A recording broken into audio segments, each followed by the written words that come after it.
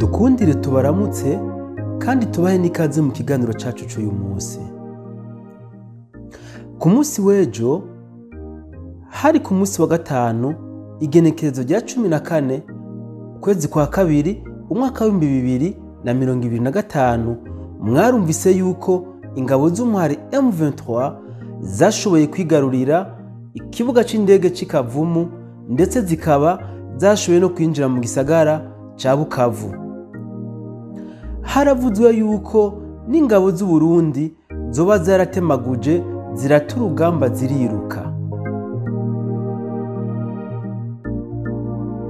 Mu kiganiro cacu c'uyu munsi turaza kubabwira ingaruka zoshikira ingabo z'u Burundi ziri muri Sud Kivu nka mu gisagara ca Bukavu cokorokera mu minwe ya M23. Turashishikara kandi kubaha umwihwezo w'imero urugamba rusa n'urwateguye igihe kirekire n'igihugu c'u Rwanda naho bariko baramenera kugira ngo bashike ku ntumbero zabo.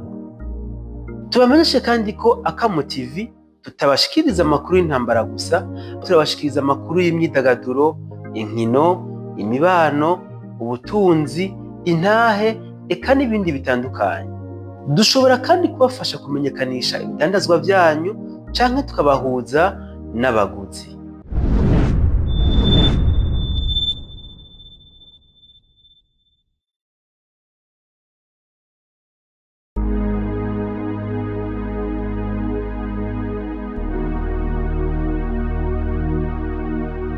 Nk'uko twabibabwiye mu ntangamarara y'ikiganiro cacu, ku munsi w'ejo hari kuwa gatanu igenekerezo rya 14 ukwezi kwa kabiri umwaka wa 2025 kuva mu masaha y'isaha 11:45 niho hatanguye kuvugwa yuko umuhari wa M23 washoboye kwigarurira ikibuga c'indege c'Ikavumu ndetse bamaze no kwinjira mu gisagara ca Bukavu.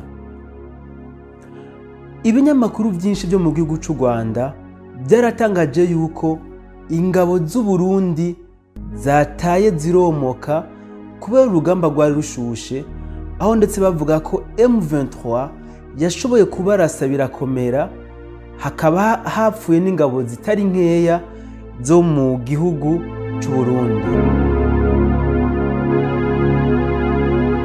Ivyo vyabaye tumaze iminsi turiko turabaha amakuru y'ingene biriko biragenda ku rubuga rw'intambara mu gihugu ca Kongo. Abenshi muri mwebwe mwarabonye amavideo, abandi mwarumvise ama audio ku mbuga zitandukanye byerekana yuko ingabo z'umuhari M23 zoba zigaruriye ikibuga c'indege ca Kavumu nuko zoba zinjiye mu gisagara ca Bukavu. Ibimenyesha amakuru bitandukanye byo mu gihugu c'u Rwanda byaratangaje yuko ingabo z'u Burundi zoba zarataye urugamba ziriruka kubera gutinya umuhari M23. Ziratangaza kandi yuko hoba hari ingabo nyinshi zoba zahasize ubuzima. Mwarabonye n'akavideo k'ingabo ziri mu modoka ziva mu gisagara ca Bukavu bivugwa yuko bo bari abasoda b'u Burundi bari bataye urugamba baromoka. Ivyo vyose bibaye mu gihe twababwiye ko ingabo z'u Burundi zaciye umurongo ntarengwa ko umuhari M23 utazoshobora kudurumbanya umutekano muri Sud Kivu mu gihe ingabo z'u Burundi zizoba zigihari. None vy'ukuri vyoba vyagenze gute ngo umuhari M23 ushobore kwigarurira ikibuga c'indege ca Kavumu ndetse bashobore no kwinjira mu gisagara ca Bukavu? Ku munsi nyene w'ejo guhera igihe c'isaha 6 z'umurango, ingabo z'u Burundi zahawe itegeko yuko zigomba kuva mu birindiro vyose zari zifise, haba ibiri mu gisagara ca Bukavu canke ku kibuga c'indege Ikavumu no mu micungararo yaho hose. Muri uwo mwanya nyene ingabo za FARDC zaciye zitangura kwirara mu vy'abenegihugu mu gisagara ca Bukavu, zirasa, ziba, ku buryo bateje akajagari katagira izina muri ico gisagara. Kubw'iryo tegeko zahawe, ingabo z'u Burundi zaciye zikinjura ziragenda.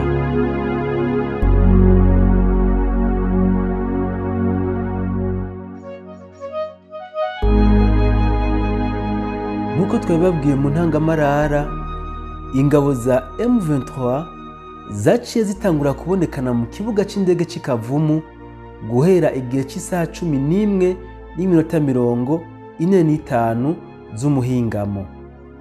Hatanguye kuba akajagari mu gisagara ca Bukavu, abantu batangura guhunga kubera babonye yuko ingabo z'u Burundi zuriye imodoka zikinjuye.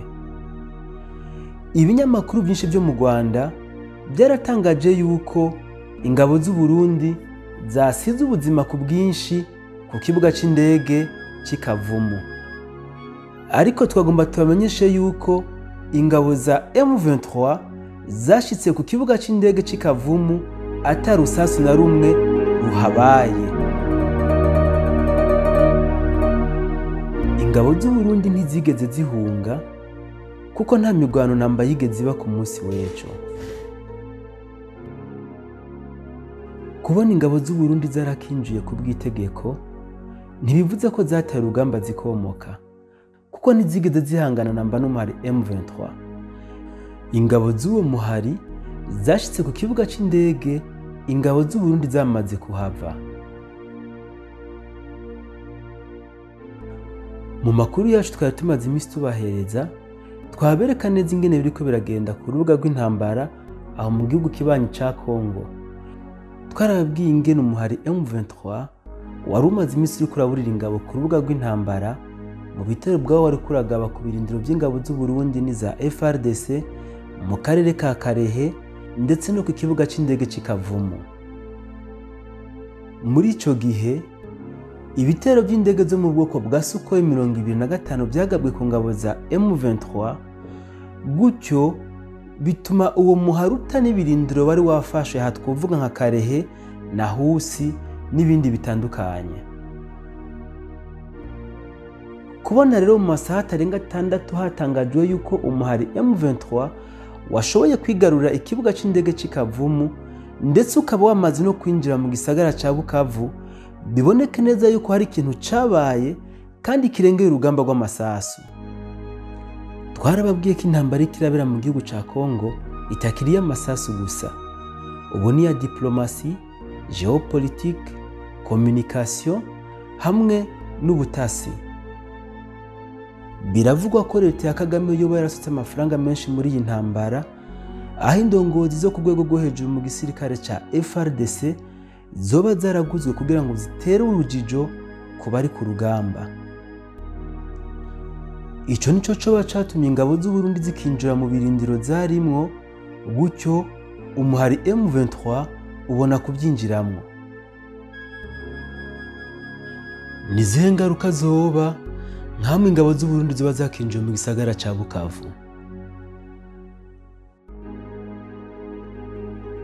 Igituma ingabo z'u Burundi ziriko zifasha FARDC mu kwivuna umwansi nuko nkayo ko intambara itandukira Sud Kivu mu ruhande igihugu ca Kongo gihana urubibe n'u Burundi. Bukavu ni igisagara rero kiri ku birometero vyababa 30 uvuye ku isonga ry'urubibe igihugu c'u Burundi gihana na Kongo. Birumvikana rero ko hakiri ikirere hagati ya Bukavu n'urubibe rw'u Burundi. Kuba ingabo z'u Burundi zoba zakinjiye mu gisagara ca Bukavu ntibisigura namba ko ziba zavuye ku ntumbero yazo yo gukingira imbibe z'igihugu c'u Burundi. Mwibuke ko u Rwanda arirwo rucumbikiye imihari ihora ishaka guhungabanya umutekano mu gihugu c'u Burundi, iyo nayo ikabikunda kumenera ku rubibi Burundi buhana na Kongo. Kuba ingabo z'u Burundi ziri muri RDC bitandukanye cyane no kuba ingabo z'u Rwanda ziri muri RDC. Ikimenyetso nuko ingabo z'u Burundi zishigikira abagenzi babo ba FARDC mu gutuza imigwi y'iterabwoba na cyane cyane mu karere ka Sud Kivu. Mu gihe FARDC yigenjeje nabi canke nikosora amakosa iriko irakora ku rugamba, bica bituma ingabo z'u Burundi zigaruka ku ntumbero yabo nyamukuru yo gucungera imbibe z'igihugu. nkamwe rero ingabo z'Uburundi ziba zakinjiye mu gisagara ca Bukavu nta ngaruka n'imwe bifise ku gihugu c'u Burundi kuko Bukavu si igisagara namba gifatanye n'urubibe rw'Uburundi.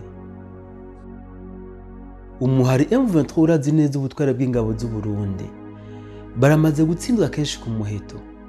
Nico gituma leta ya Kagame ikasuka amafaranga menshi muri no rugamba mu kugura indongozi zo muri FARDC bigatuma batera urujijo ku bari ku rugamba.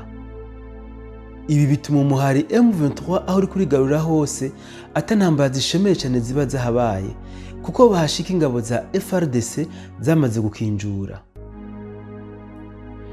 None aya mafaranga yose yakarasuka muri iyi ntambara yoba vahe?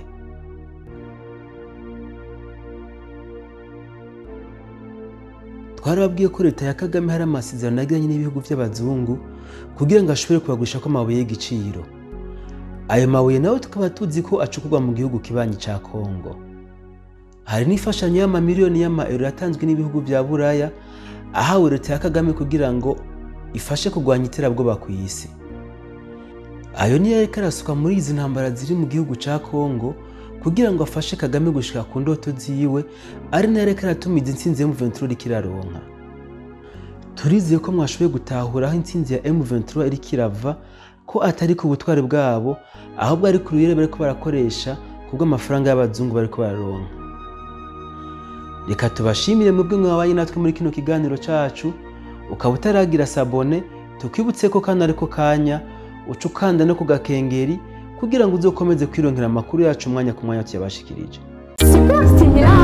Super stimulante ni tizane nziza cyane. Nta hano wisanga atari muri Susanibu. Ufise ikibazo cy'itakara canke impararanga na gimona mpuzabitsina, ukaba ufise ubugumba canke warativye kuvyara, ukaba ufise umuhekenyeri yo kumatisme, ukuvirirana kw'amaraso kurenze, ibiro by'umurengera, ukudatera imbere bikwiye ko igitsina gabo, ububare bw'umubiri canke uburu hataco bivuyeko, ukudadara kw'imitsi canke yarazivye, hamwe no kwama wijiriwe. Ivyo byose Sunbara bitoreye umuti. Tizane Super Stimulante yaje kubinyisha ivyo bibazo byose twakubariye. Uba wifuza icyo tugufasha, dukorera mu gisagara ca Bujumbura muri rohero ya mbere Avenue Pierre Ngendandumwe nimero 22. Wowe uri kuri utashoboye kwashika, twakure kuri 69 ubusa 87 756 canke kuri 77 936 ufise ikibazo ca mibe canke izindi ngwara zo mu nda, ufise ikibazo c'itosekara ry'inzira y'ibifunguro yo trouble digestif, ufise ikibazo c'uburuhe bw'igitigu, ufise ikibazo c'itokogwa ry'inzira y'amaraso canke y'umubiri, ufise ikibazo cyo gukomogwa n'igikoko canke ufise ikibazo cyo gufungura ishano canke mu byo wanyoye, kazi cyane mu kigo Susanibu kirabigufashamo. Eherawe nawe cyakuzana ingaburo muti Allergy Blotte please irabigufashamwo igakemura bigebazo byose twakubariye. Woba wifuza icyo tugufasha, dukorera muri rohero ya mbere kuri Avenue Pierre Ngendandumwe inimero 22. Mbega ubu uri kure cyane udashoboye kwashika, twakure kuri 69 ubusa 87 756 canke kuri 77 93 67 turabahaye ikaze cyane kugira ngo amagara yanyu abandanye amera neza kuko gukira indwara niko kuramba.